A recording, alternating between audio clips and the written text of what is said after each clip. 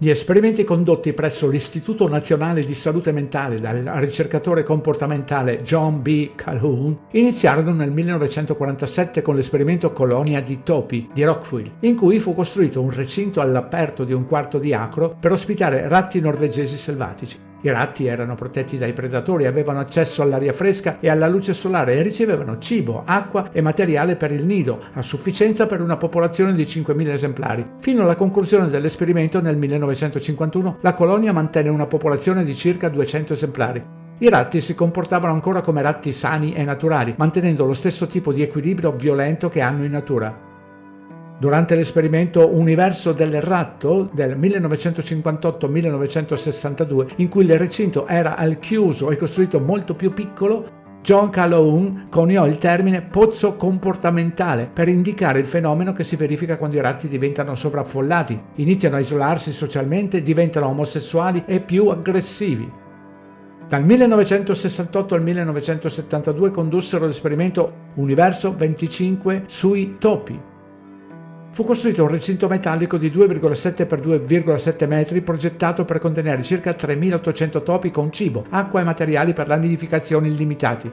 Il recinto era climatizzato e nessuno dei topi doveva preoccuparsi di predatori o malattie. Universo 25 iniziò con 4 coppie riproduttive di topi il 9 luglio 1968 e durante il primo anno i topi prosperarono. La popolazione raddoppiò circa ogni 2 mesi fino a raggiungere un picco il giorno 560 e per i 2 anni successivi la popolazione diminuì.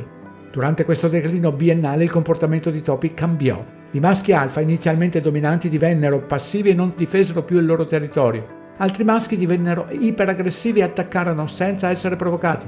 E molti dei maschi rientravano nella categoria nota come i belli.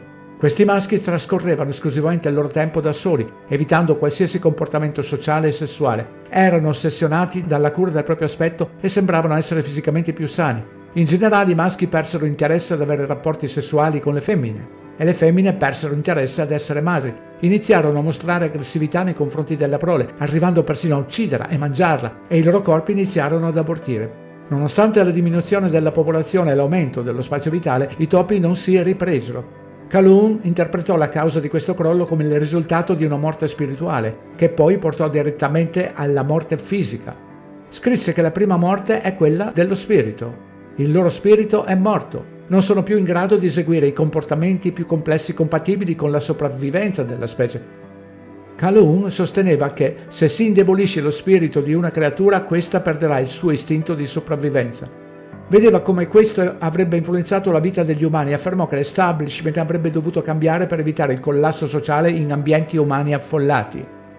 Abbiamo bisogno di un sistema migliore che consenta le interazioni, che ci protegga da troppi contatti, ma che ci consenta, nei contatti che effettivamente intratteniamo, di essere più significativi per le nostre vite e più significativi per gli altri, in un senso compassionevole di coinvolgimento reciproco e di aiuto reciproco a svolgere il proprio ruolo. Abbiamo molti più ruoli ed è qui che entra in gioco il concetto di compassione che aiuta ognuno di noi ad aiutare gli altri a realizzare il proprio programma di sviluppo.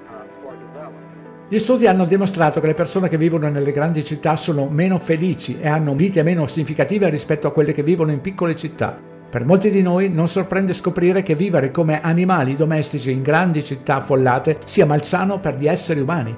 Ma per il sistema è un grande business. Studi condotti in Cina e negli Stati Uniti dimostrano che i residenti di aree più popolate spendono di più e consumano più prodotti. Questo perché la maggior parte delle interazioni sociali diventa comparativa e competitiva, più incentrata sul possedere le stesse cose dei vicini e meno su amicizie significative. Le città da 15 minuti cresceranno, ma cresceranno anche le piccole comunità, poiché molti esseri umani stanno imparando a rifiutare le istituzioni e a assumersi la responsabilità della propria vita. Greg Reese, traduzione e voce Dino Tinelli.